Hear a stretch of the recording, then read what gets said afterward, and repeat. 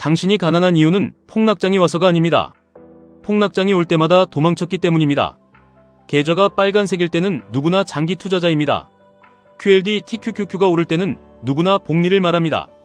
10년을 버틸 수 있다고 자신하고 나스닥은 결국 오른다고 말합니다.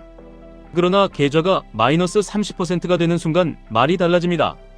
마이너스 50%가 되면 손이 떨리기 시작합니다. TQQQ가 70% 이상 무너지면 결국 이렇게 말합니다. 이번에는 정말 다르다. 나스닥은 끝났다. 조금만 회복하면 팔겠다. 그리고 가장 낮은 가격에서 자신이 모아온 수량을 전부 던집니다. 그 순간 손실만 확정되는 것이 아닙니다. 당신의 미래까지 함께 팔아버리는 것입니다. 투자의 결과는 상승장에서 결정되지 않습니다.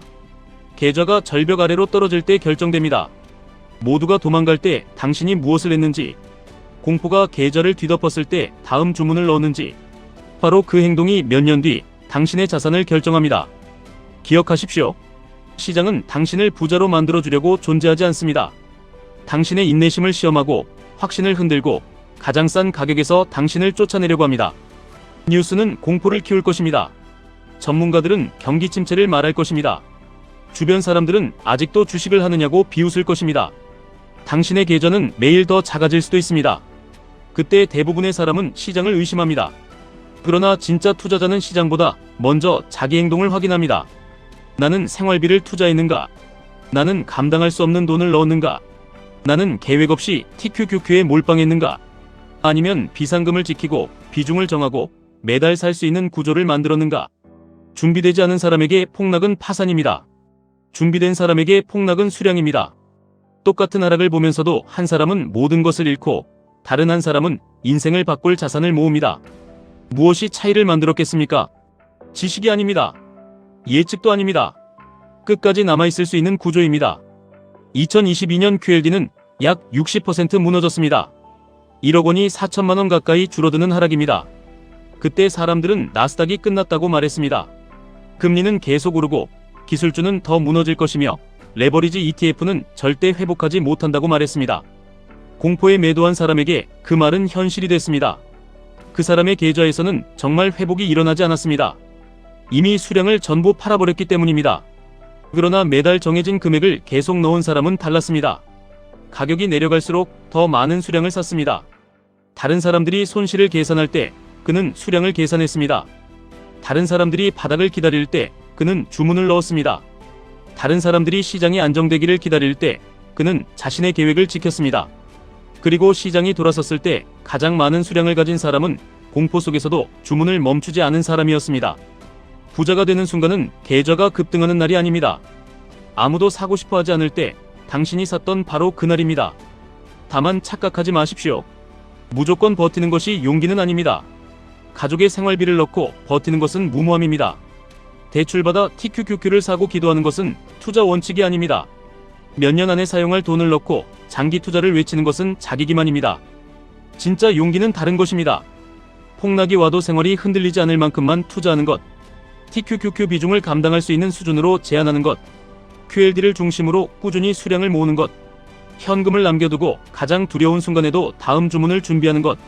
강한 투자자는 고통을 참는 사람이 아닙니다. 고통 속에서도 무너지지 않도록 미리 설계한 사람입니다. 당신은 시장을 통제할 수 없습니다.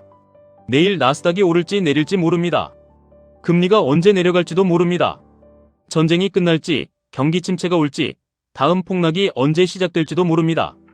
그러나 한 가지는 통제할 수 있습니다. 이번 달에도 주문을 넣을 것인가? 상승했다고 흥분해서 몰빵하지 않을 것인가? 하락했다고 겁먹고 계획을 취소하지 않을 것인가? 당신의 부는 예측에서 만들어지지 않습니다. 반복에서 만들어집니다. 한 번의 완벽한 주문이 아닙니다. 완벽하지 않은 주문을 수십 번, 수백 번 이어가는 것입니다. 첫 번째 매수가 고점이었다고 끝난 것이 아닙니다. 첫 매수는 전체 계획의 일부일 뿐입니다. 두 번째 주문이 있습니다. 세 번째 주문이 있습니다. 폭락이 오면 더 낮은 가격의 주문이 기다리고 있습니다. 그런데 대부분의 사람은 첫 번째 주문이 떨어졌다는 이유로 나머지 모든 주문을 취소합니다. 그것이 평범한 사람의 선택입니다. 조금만 흔들려도 계획을 바꾸고 조금만 떨어져도 포기하며 다시 오르면 비싼 가격에 뛰어듭니다.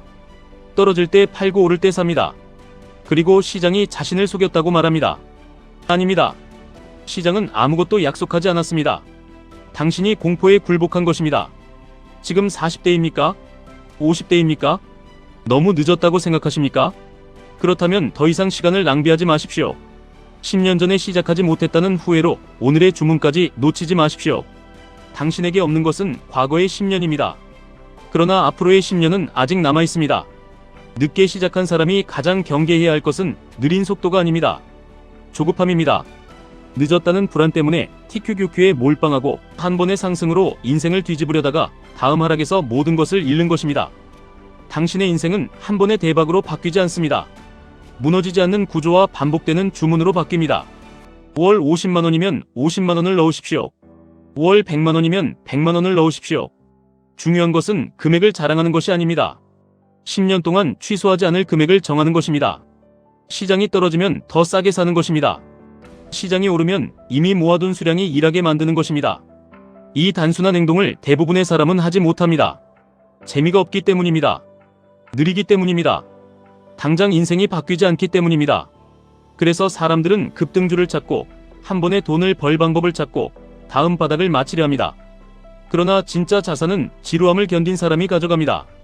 아무 일도 일어나지 않는 달에도 매수한 사람, 계좌가 마이너스인 해에도 매수한 사람, 뉴스가 세상의 종말을 말할 때도 자신의 원칙을 확인한 사람, 결국 그 사람이 수량을 갖습니다. 그리고 시장이 다시 상승할 때 세상은 그 사람을 운이 좋았다고 말합니다. 아닙니다. 그는 운이 좋았던 것이 아닙니다. 남들이 도망칠 때 남아있었던 것입니다. 당신의 인생을 바꿀 주문은 가장 낮은 가격에 체결된 주문이 아닙니다. 가장 두려운 순간에도 취소하지 않은 주문입니다. 계좌가 무너질 때 기억하십시오. 지금은 당신이 끝나는 순간이 아닙니다. 당신이 진짜 투자자로 태어나는 순간입니다. 공포를 보지 마십시오. 당신이 모을 수량을 보십시오. 손실만 세지 마십시오. 앞으로 남아있는 월급날을 세십시오. 바닥을 맞추려고 하지 마십시오. 바닥을 맞히지 못해도 살아남을 구조를 만드십시오. 그리고 다음 주문을 넣으십시오. 아무도 당신의 노후를 책임져 주지 않습니다. 회사도 책임져 주지 않습니다. 정부도 책임져 주지 않습니다.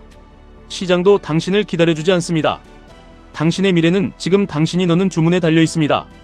도망치지 마십시오. 포기하지 마십시오. 그러나 무모하게 뛰어들지도 마십시오. 현금을 지키고 비중을 지키고 원칙을 지키십시오.